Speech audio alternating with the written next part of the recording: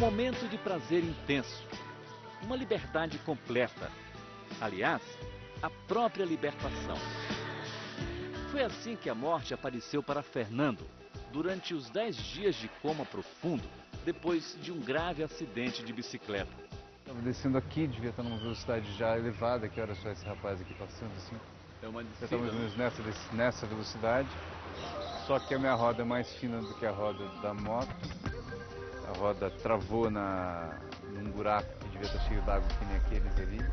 E eu voei e caí com a minha cabeça na quina de um carro.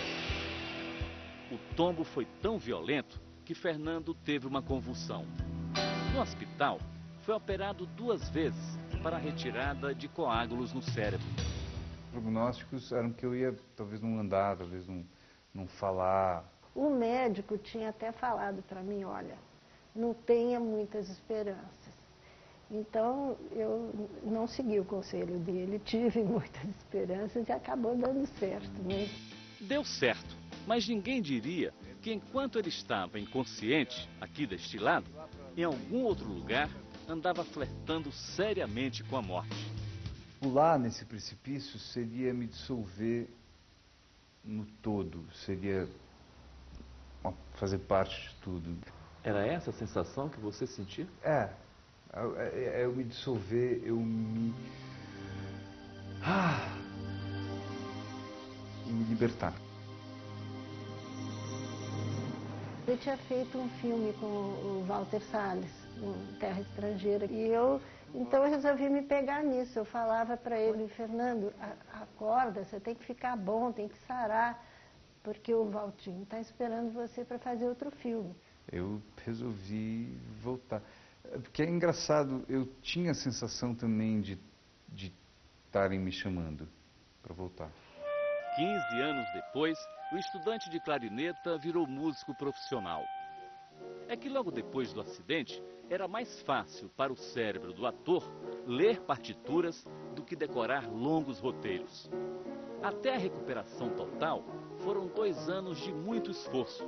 Mas ele não desperdiçou a chance e permitiu o nascimento de um novo Fernando. Eu não sou essa carne. Eu sou fora disso aqui, eu sou além disso aqui. Então o cérebro é hipervalorizado, né?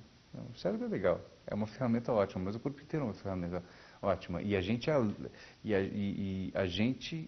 a nossa consciência é além. Isso aqui é só uma ferramenta. Nossa consciência é muito mais, não cabe aqui só.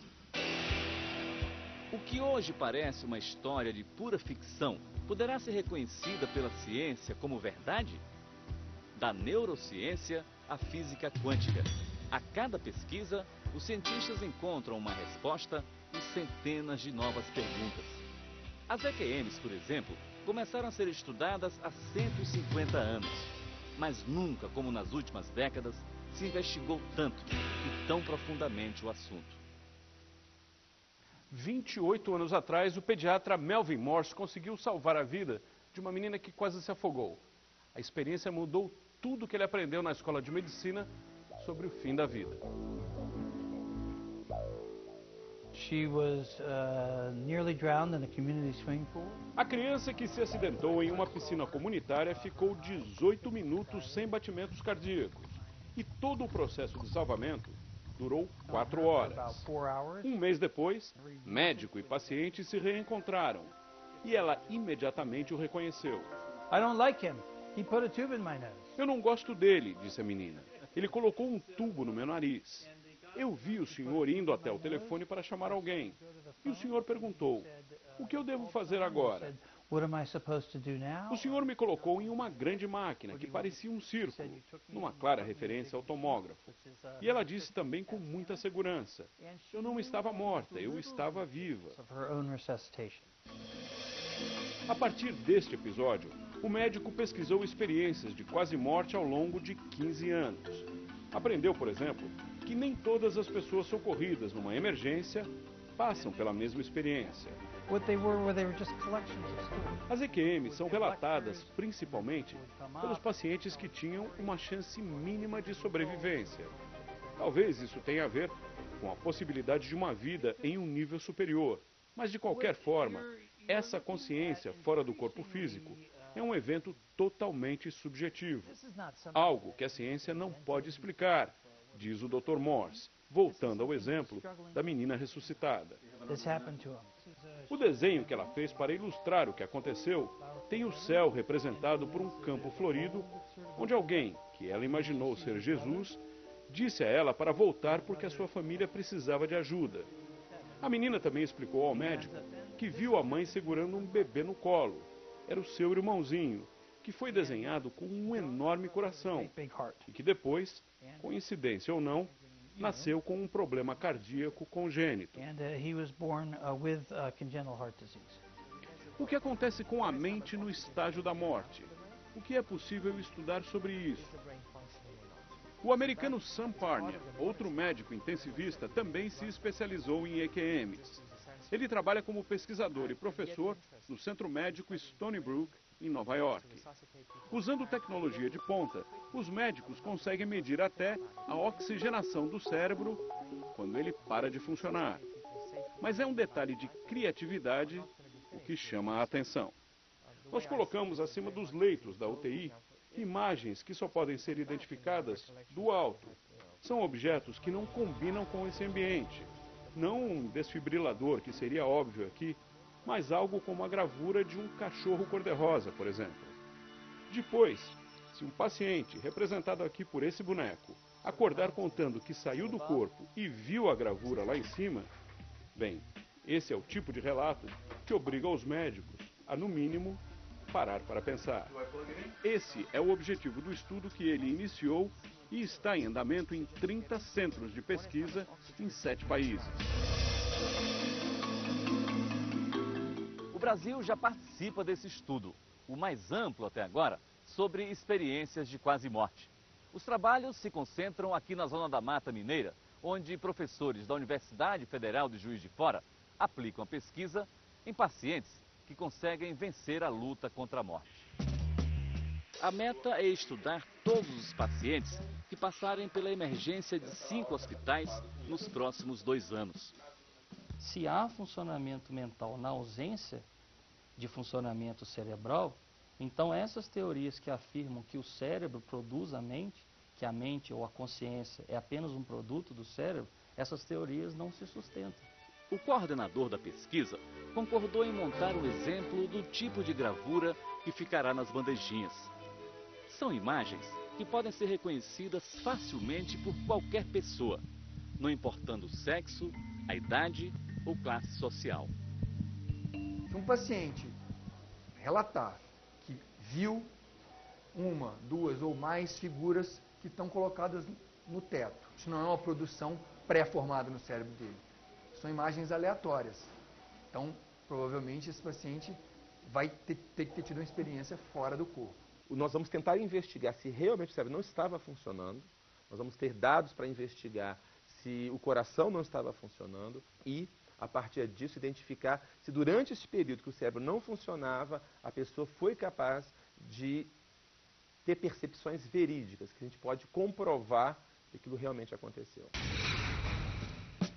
Na Santa Casa de Juiz de Fora, os leitos da UTI já estão preparados.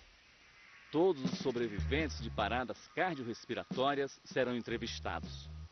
Os relatos serão avaliados com base nas respostas de um questionário padrão. Não se conhece nada sobre a mente, mas também se conhece muito pouco sobre o cérebro. E essa pesquisa, de uma certa maneira, vai ajudar, inclusive, a evoluir o conhecimento sobre o próprio cérebro. A pesquisa também vai servir para não desperdiçar histórias como a da psiquiatra Sandra do Nascimento. Diabética, cardíaca e com problemas renais, ela esteve à beira da morte mais de uma vez. E quando teve uma EQM, viu toda a correria dos médicos para salvá-la. Foi o que ela contou para sua cardiologista insistentemente.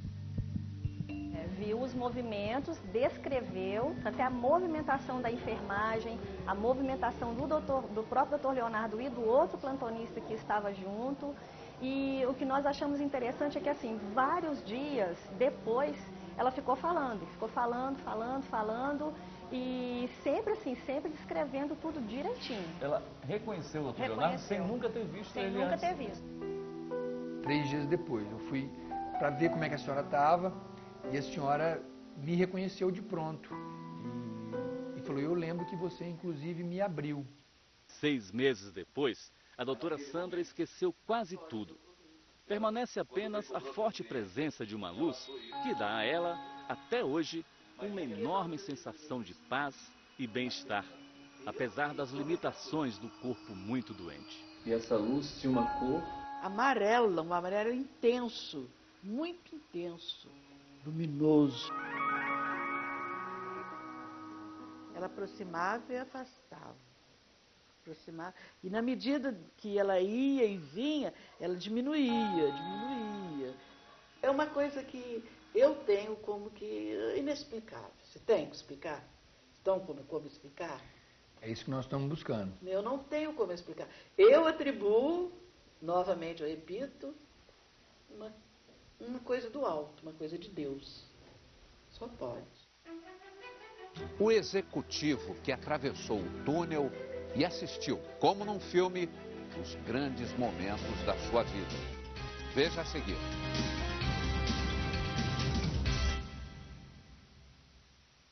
Neste sábado, no Altas Horas, Serginho Groisman vai fazer um divertido passeio pela Times Square na companhia do Exalta Samba, sucesso no Brazilian Day, Nova York.